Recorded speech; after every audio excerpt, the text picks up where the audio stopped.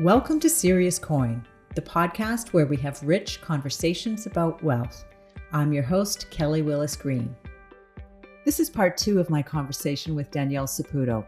If you missed part 1, I encourage you to go back and have a listen. We talk about what it was like growing up in the Saputo family, one of the world's wealthiest. But Danielle is clearly passionate about her current work as a legacy coach. And in this episode, she talks about the importance of continuity planning and communication of those plans, even when it's difficult. She also shares the approach she's taking with her own daughters to help them feel empowered around money, not entitled. We say starting a business and making wealth is hard work. The next stage is even harder work. Yeah, Because yeah, it's an area, building your business, building your wealth, it comes from a natural love of doing something often, right? The right. entrepreneur has a knack for something, and boom, I see the doors open. I almost say, like, how did I end up where I am? It wasn't really planned. I'm just found something I love to do, and it's going great. And right, but if I look back, it's like, well, I didn't really plan my road here. And I find lots of entrepreneurs, it's things when you have a passion for something, I believe in the powers of the universe play a big role in getting you to where you need to go. But I call it a continuity planning. Really getting the that next phase of transferring your wealth. I think continuity planning is the biggest aspect to make that successful. Very often when people think of planning the transition of their wealth, they very easily turn to their financial advisors, to their bankers, to their lawyers, to their insurance people, and set all the, cross all their T's, dot all their I's, and have all the plan in place. But I say the continuity piece is what's most important and key, and it's transferring your intention, transferring those values to the next generation in an open, transparent way so that they can then hang on to what the creators of that wealth really put into place so that they can then carry it forward for another 3 generations past them. So there's this real level of stewardship that needs to be put into focus if the wealth transfer is something you want to focus on. Yeah, and that leads me to an article that you've written that I thought was fascinating, and I want to ask you about it in a moment. But just a comment on what you're talking about when people engage the accountants and the lawyers and so on. I can tell you from having worked in the wealth management business for 20 plus years that so often people don't really understand what their continuity plans, if you will, or their estate plans mean. Yeah. They're written up to be tax effective often. But if you say, do you understand what will happen? Or do you understand that this or that will happen? They say, well, no, I didn't know that was the Led case. to this and that. Exactly. And Yeah. how many went right away because, hey, the lawyers and the accountants are saying, oh yes, set up your trust, and perfect. They think, okay, we're safe, we're good, we can always dissolve it. And then all of a sudden, before you know it, 21 years come and they're saying, what, I have what tax bill to pay, or what, my children will get what in their hands? And Yeah. yes, the Right. further vision is not seen within that planning. And I'd say, if I were to give one piece of advice, if anyone is being advised to set up some kind of trust, use those 21 years to set up a proper continuity plan and talk about what the intention of that wealth is so that you're not caught by surprise when that 21-year rule rolls in and you have to make a hard decision of which way to go. And talk to family members who are affected. Well, absolutely. To me, that's the key. Anyone you have within any of your estate planning, be it your children, be it some loved ones, be it whoever is a part of that estate plan, should be involved in the conversations. And those are tough conversations to have. And I know people resist them and sometimes they don't go well. I mean, it's daunting. I understand why people put it off. It is. And, I think one of the things I've encountered very often with families is, oh, if I talk about wealth, I'll create entitlement. And Mm, there's this fear that the two go hand in hand. And I'm a believer that, wealth only accentuates who you already are. yeah. So, and to me, that's why when people say, oh, when do I start? Having these conversations, for your newer families, start right from the beginning. Start when the children are young. Let them really know what the value of the dollar is. Let them know what the values of the family are. Let them know what is it that brings you together as a family. Why do you get together with your cousins? Why do you get together with your siblings? And when those values are passed forward, then I think you're building great people, that the wealth will only be used for all good thing rather than leaving everything hush hush, having an environment of secrecy, because Mm. secrecy, I mean, I wish I were good with my words right here to give a great analogy, but I think secrecy is the destroyer of all things. So the more open you can be about even the hardest of conversations, I think that the greater way you set your family up for success. Yeah, so I want to come back to the issue of transfer of wealth. And I love that article that you wrote some time ago. And I think it was entitled Four Ways That Families Transfer Wealth. There was the no clear plan, controlled, entitled, and empowered. And will you just briefly touch on what you meant by those four plans and where you see that showing up for families? Wonderful.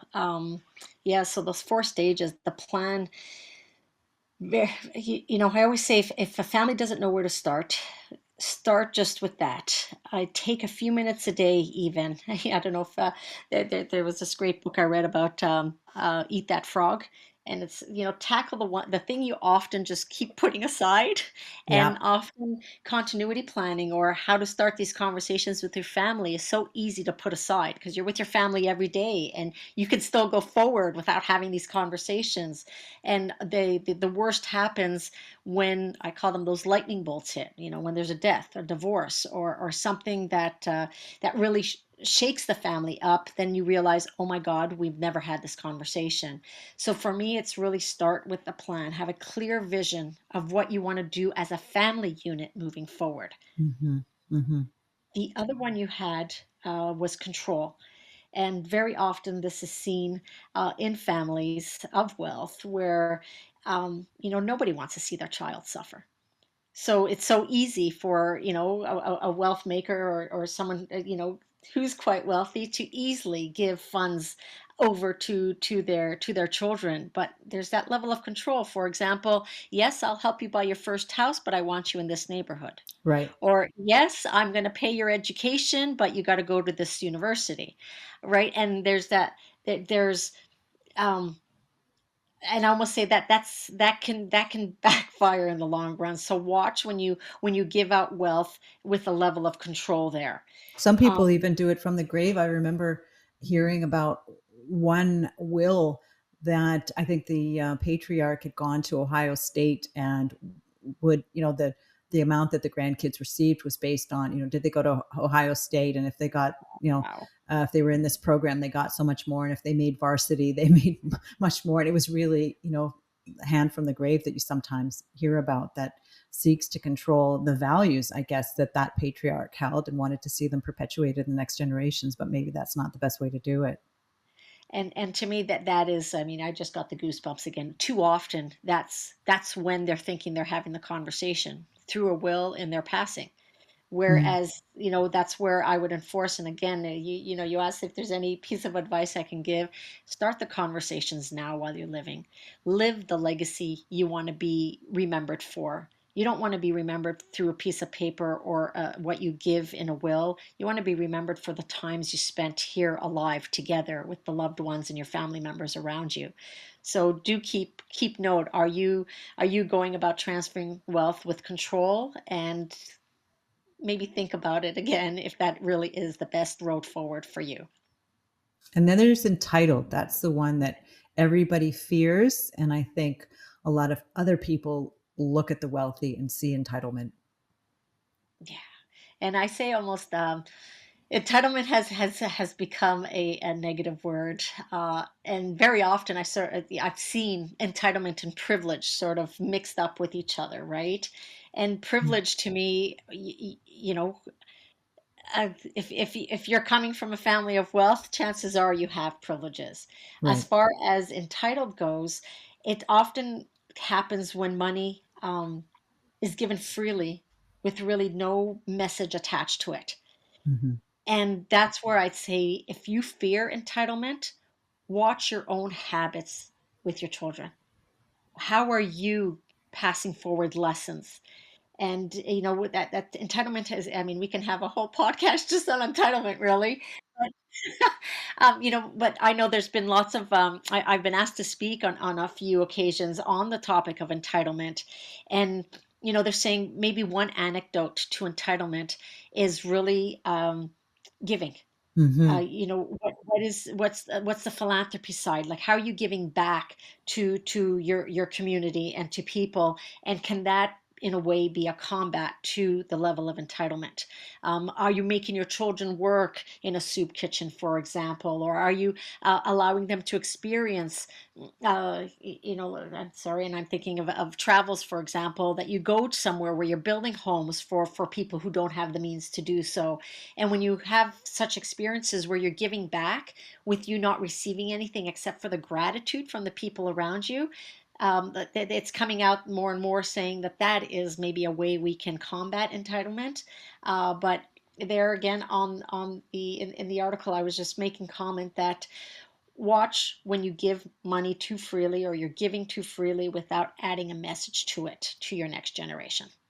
I think it can be hard as well for the first generation that created the wealth and maybe were frugal or did not create a sense of entitlement with their children. But now we're into the third generation, and there is that adage you and I have talked. A lot of people talked about this shirt sleeves to shirt sleeves in three generations, which, to be clear, is the first generation builds the wealth, second generation expands it, and the third generation spends it, and you end up back at the start. Um, and so, as if you're a patriarch or matriarch, you're in that first generation, and you see your grandchildren maybe going down a path that you're not comfortable with. How that's got to be tougher because you're not their parents, you're just their grandparents. Do you bump into that with the families you work with? Not as much but it is there. I've seen more where a wealth maker who's come from nothing and has spent 60 years building something and might have gone through a sale, and now for the first time in their life, and they're in their mid 70s, sitting in a woo of cash that they would never have imagined or dreamed of. So Yep. they have more cash than they know that they can spend in their lifetime, being, they've lived their life, worked so hard, sacrificed so much, and now they have their own children who are in their 40s, starting their own families. And COVID can be an example there of losing jobs and no longer having a place to be. And you have this wealth maker going through this struggle of, okay, I'm sitting on cash. Do I just give? Mm. Or do I hold back and let them struggle themselves so that they can be truly strong, contributing individuals themselves? And there's this fear with that word entitlement that if they give, they'll feel entitled and not be these great contributing community people. Hmm. And I've seen more on more than one occasion of these wealth makers struggling with this. I have the ability to give, but do I give? And if I Right. give, how much do I give? And do I give equally to all my children, even that I have, one doing extra well and one who's struggling, right? And all the questions of, if I give, will they be entitled? Will I ruin my child by giving them something? And it is quite heart wrenching to see the struggle that one has to go through when they're sitting on this wealth and wanting to do the best for their kids, but also wanting their kids to do the best for themselves. Yeah. And so, if those are the questions, what are the answers? Are there? How do you help them through that process? And there again, it's almost like the question of, how do you set up a family office? And a family office is, individual for the individual. And Yeah. here, and I almost say, like, when someone engages me with those kind of questions, that is when I really wear my coaching hat. The ability to help an individual find what is really important to them. Yeah. And to me, that part of that work is really honing down to what are the true core values that that individual lives by, and can they now base whatever questions are coming to them as far as giving, not giving, being, am I making them entitled, am I not, what do I share, what don't I, I say come back to your core values. If you can really go through the exercise of really marking down what your top three core values are, very often these questions then answer themselves if you can relate them to those values of yours. Mhm. You'd mentioned the next generation a few times, and you are, as you say, a mother of three daughters. And I know that their financial literacy is something that's important to you and you're working on. How are you going about that? They are little steps at a time. They're how old? um, How old are your girls? so they are now teenagers, so 15, 17, and 19. And I say every stage of their life has brought forward new lessons. So when they were young and they would receive an allowance, I would use a five wallet system, and they would have chores.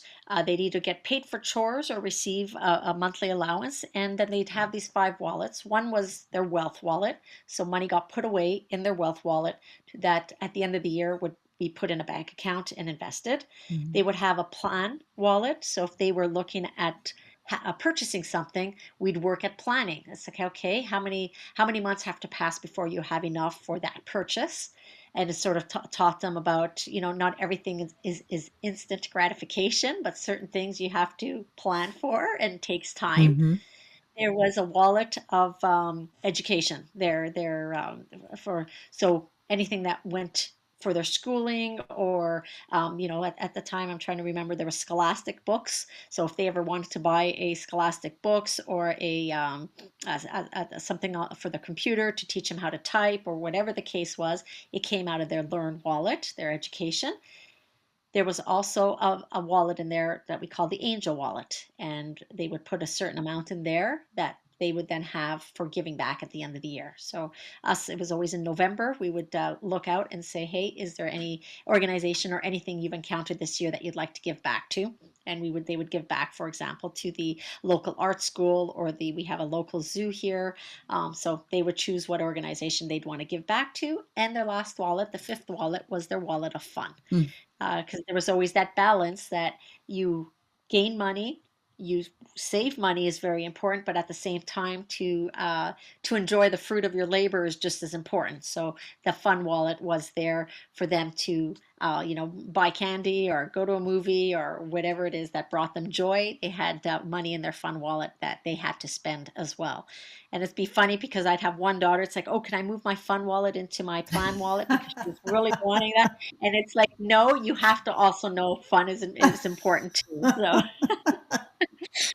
so, so you That's learn a good about problem to moving have. things around.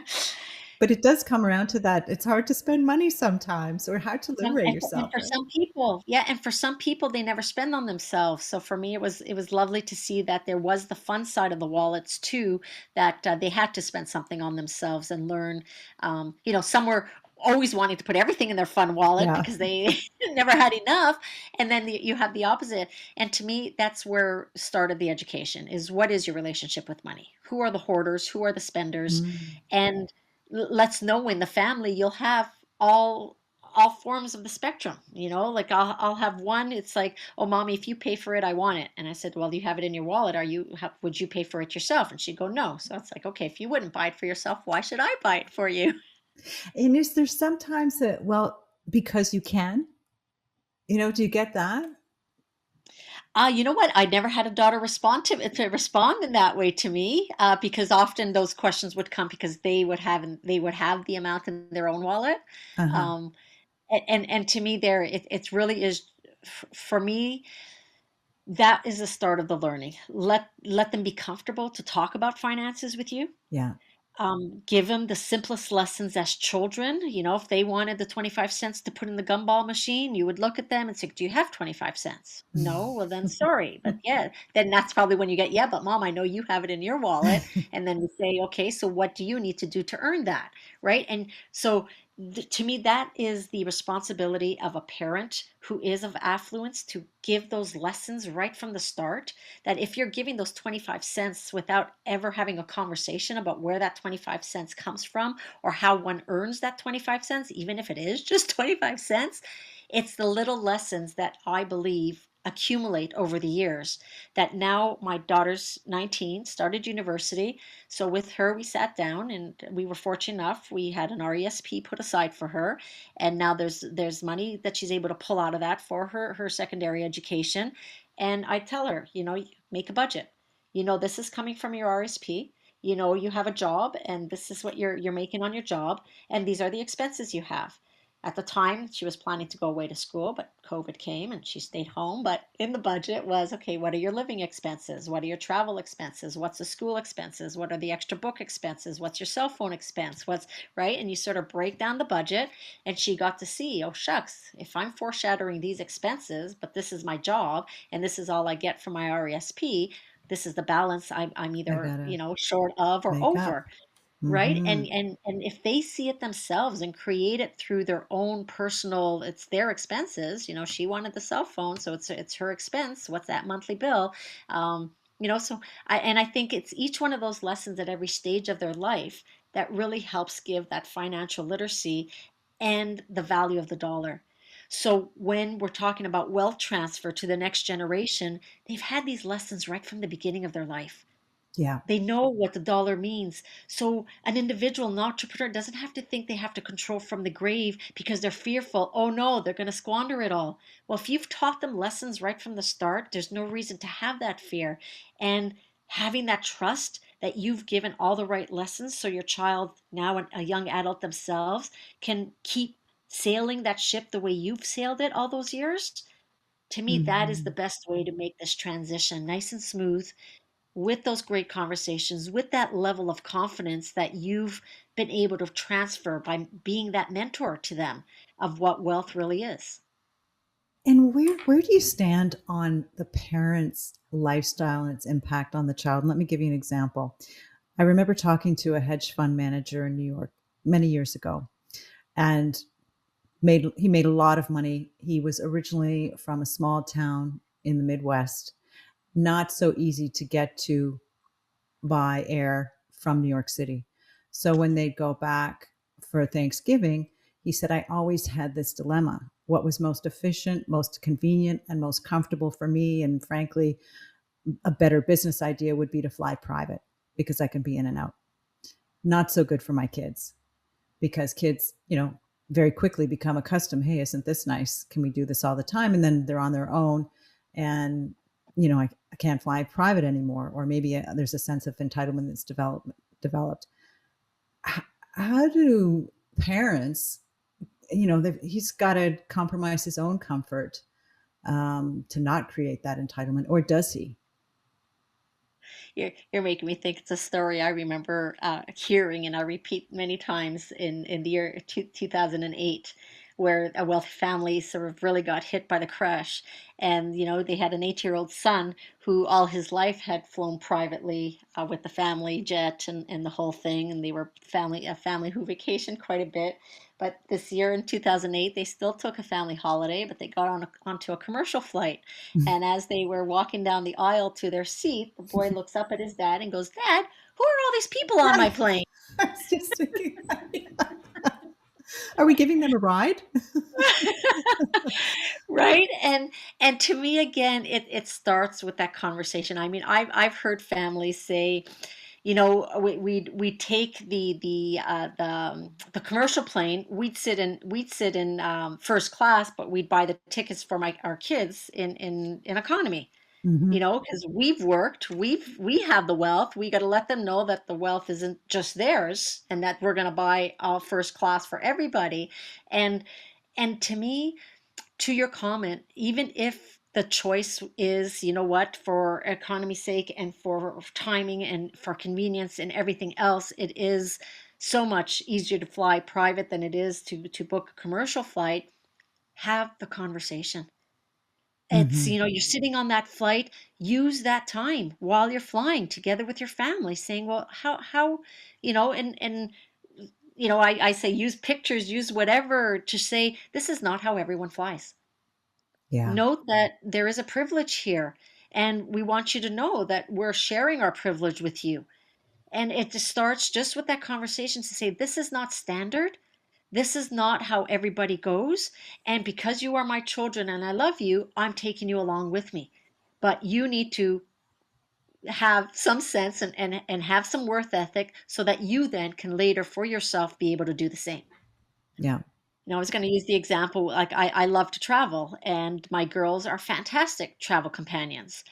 And there were a couple summers before COVID that we would take the summer and had these spectacular trips. And to me, it's like I told them, I was fortunate enough to receive a dividend while I still lived at home, and I let that sit and grow and compound for 30 years. Mhm. I said, because I wasn't frugal and didn't spend everything I received, that's been able to compound so that now I have that luxury to have the extra cash to be able to take all five of us or all four of us on these trips. I said, if you're smart with money, money will work for you and you'll have something that you can spend that you enjoy. But if you're not smart with your money, you'll never have enough to be able to easily do these things without thinking twice. Yeah. And that's even true when you are given money. The stats around if you're not good with money when you don't have a lot of it, you're not going to be any better with money when you have a lot of it. Exactly. Danielle is also the president of Denudo Holdings, her family's investment company. And I was curious about what she's like as an investor. I play. I am not consistent, and although I manage and I have been managing for many years, I still say that is not my forte. I'm definitely a touchy feely person more than I am a numbers analyst person. So whenever someone says, "Oh, so Danielle finances," I never carry that true hat of, oh, yes, I definitely don't consider myself the expert in this field. Um, Yet, when you've been in something for so long, you definitely have the know-how. So I have a tough time with that question because it's not the hat that I say, yes, I have the financial ability. So I do two things. I mean, there are times that yes, I'm the one out there searching things and going forward, but I also have an advisor that I truly trust and say, hey, I have such an amount that I have available to invest, and sometimes I'm happy to say, hey, it's in your hands because I trust you. And I think the touchy feely bit of investing is underrated, actually. I say that not being a math major myself, but I do think an ability to read people, to listen, to discern, those are investment skills. And Yeah, I and think, not given and value. no, they're not. Yeah. Yeah, I think it's also something that many people don't realize until they find themselves in the position. It's a job. It's a real job. It You, is. you have an entrepreneur maybe who builds a business, sells it, and then suddenly finds themselves with a lot of cash. And what they don't realize is they've basically just bought another business, and that business is called the wealth management business. And however they approach it, whether they do it themselves or hire staff for that business, it's something that needs to be taken seriously. And it isn't something you just do once, like pick a manager. Presumably there's cash coming in all the time that needs to be invested and is invested the same way, or, and things change around you. Um, I think it's really underrated. And to me, as you're saying that, I see that's what continuity planning is as well. And I think an entrepreneur who has built and lots of the families today that are of this affluence, there are the different stages. There is that entrepreneurial stage where there's a great sense of energy and you build and you've done something. But then when you sell, you're at a completely different stage, as you just described here, where it's a new business of wealth management, and there is lots of work right there, especially usually the goal is you want to keep that wealth growing and you don't Yeah. want it to deplete by bad investments. And I say continuity planning is the same. It's one thing when you're working just for yourself and you're having the fun. I mean, you have some serial entrepreneurs that I've come across, and they just have the fun to build. Right. And it doesn't matter what they do, it's that building part of their entrepreneurship that really just keeps them from one game to the next, where they buy and sell businesses because they have a great knack for building, and they succeed at all that they keep doing. um, but when you step away from that and say, wow, I've accumulated a great pot here. And when you're in a position where that pot will not be used in your lifetime, there are some difficult questions or some deep questions you need to ask yourself of what's that wealth there for now?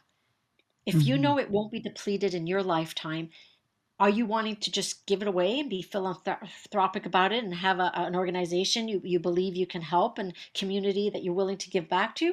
Or are you really saying, shucks, I've built something, I have a family, am I wanting my family to be part of this?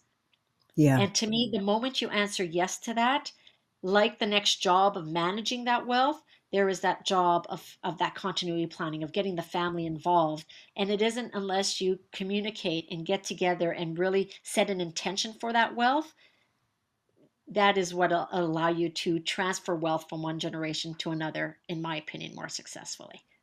Two things come to mind when you're saying that. The first is when you ask people that question, what is the intention of your wealth? How many people are able to answer that? Not many at all, Yeah. because it's not a question people think of. No. Yeah.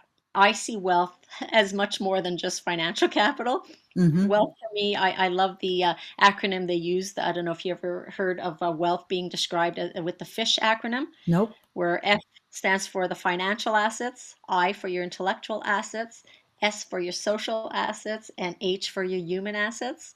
So I see wealth a combination of all that really makes a human being who they are. It's from what you know, who you network with, who you are as an individual, your internal well-being, as well as the finances you carry around you.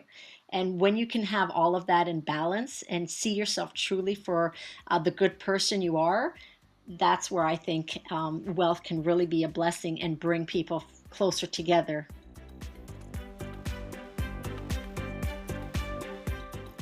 Thanks for listening to Serious Coin. I'm Kelly Willis Green. I want to thank my guest, Danielle Saputo. For more information about Danielle's work as a legacy coach, visit her website at daniellesaputo.com. She also has a book coming out in the spring of 2022 entitled I Am Enough. This show is produced by Lead Podcasting. Special thanks to Amanda Capito and Michael Allen for their production, and Bob Ramsey of Ramsey Writes for consulting on this episode. If you enjoyed this conversation, subscribe to Serious Coin wherever you get your podcasts. Thanks for listening. Serious Coin podcast is provided for your general interest only, and nothing we discuss should be taken as investment, tax, legal, or other professional advice. Always talk to a licensed professional before you take any financial decisions.